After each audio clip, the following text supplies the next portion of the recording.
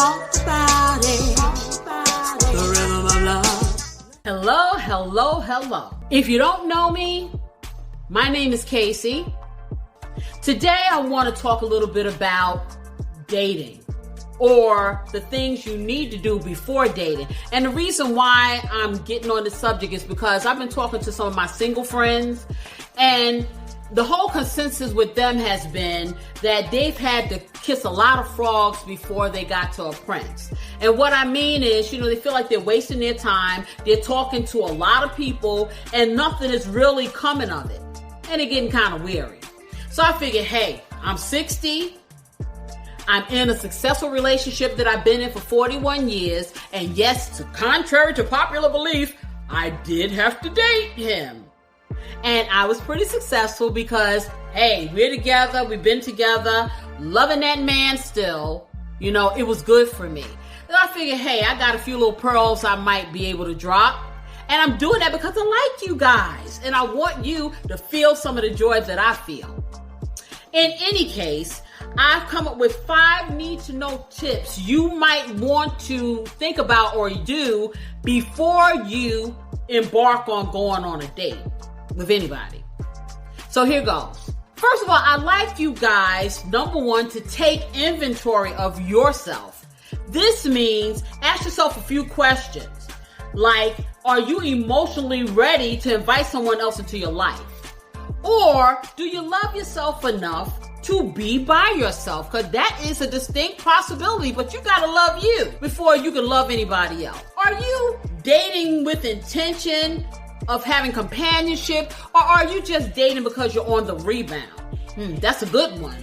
Or are you just doing the bounce back? If you have saying yes to any of these questions that you've asked yourself, you might just want to rethink that dating thing and kind of roll back and take inventory of your emotional state. The bottom line is this: birds can't fly with broken wings, and people can't have successful relationships with broken emotions. I'm just saying.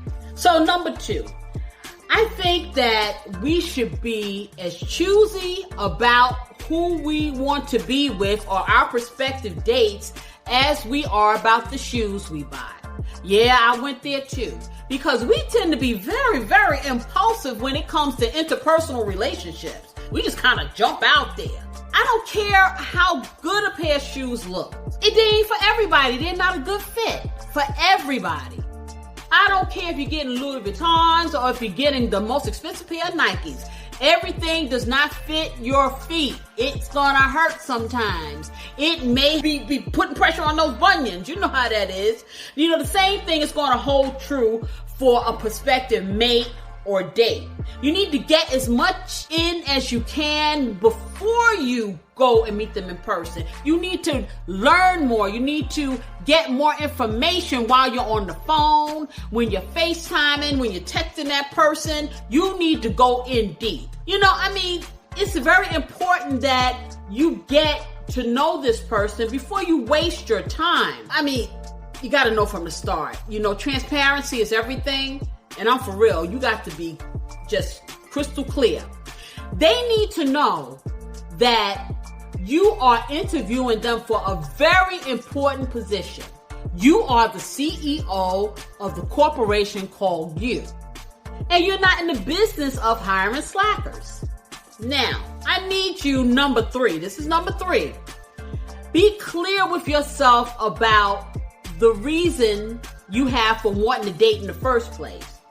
You need to know what you're looking for in a prospective mate or in this date. The things you want out of this date. Whether it be something for the long term or something short term as far as connections are concerned. You being clear is going to avoid a whole lot of confusion. And I should hope that the person that you're looking to date is the same way. It's not always the case because, people are who they are. But you know what? The one thing you can control is yourself. And you providing clarity to yourself and to that person is going to avoid a whole lot of confusion. I think so. So that brings us to tip number 4. Always be yourself. Be who you be. Do not perpetrate a fraud. Do not come to the table with a whole bunch of falsehoods, lies, or embellishments, or as my little grandson says, the other truth. I'm telling you this because whatever you come into a situation with is what you're going to have to maintain. And this may very well be Miss or Mr. Right for you. So you don't want to have to roll back and give them something that they haven't seen from the very start. And I know people do it all the time because you feel like, hey, they're not going to accept you. But let me tell you something. If somebody is really for you, they're going to accept every little thing about you, every little flaw, every little quirk, everything. And they're going to love it, okay, if they're for you. And if they're not, they need to get to stepping. And you need to be ready to let them get to stepping. Don't be so eager. Don't be so thirsty. Don't just take whatever is dished to you. You want to eat what's on the plate that you like, that you need, that's going to sustain you, that's going to nourish you. These are things that you need to do. I mean, for me, it's like this. I cannot stand to go to the refrigerator thinking there's a swallow of orange juice in that container, and I get there and it's gone. Oh my gosh, I am so livid. I am so pissed off. And you would be, and the prospective date is going to be the same way if you guys engage in person and it turns into something a little more, and then you flip the script on them, okay? Or they flip the script on you. It is best to present the authentic you and embrace the light. You're gonna be better off for it. The both of you will. Trust me. Now, finally, I think this one, and it kind of rolls back to number one, kind of digging deep into yourself. I need for you to clear out your emotional suitcase of all those relationships that you've had prior to embarking upon this one or this potential one.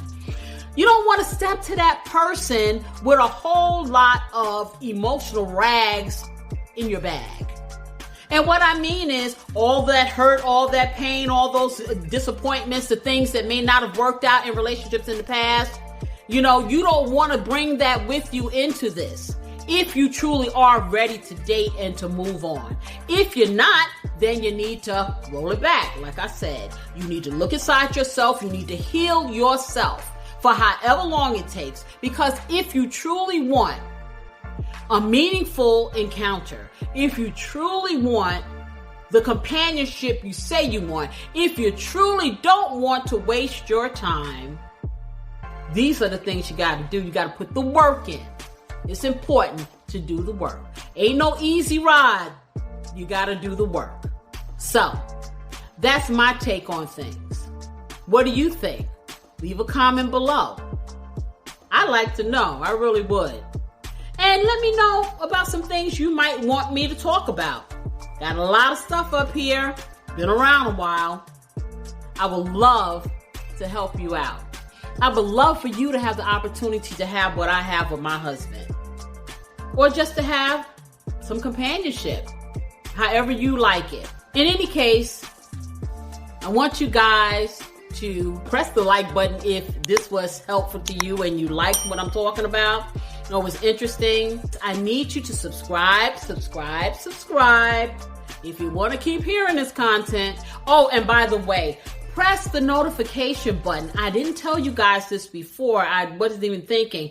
You won't know when I'm uploading things if you don't press that button. You know, it's going to notify you when I have new content, and I'm working really hard to get new content out very often, you know, at least weekly, whether it's going to be a full video, whether it's going to be a short. It's my intention to kind of put it out there for you guys and help you as much as I can. Well, until we meet again, I want to wish you love, peace, and a whole lot of joy. See you on the flip side. Bye-bye. The rhythm of love.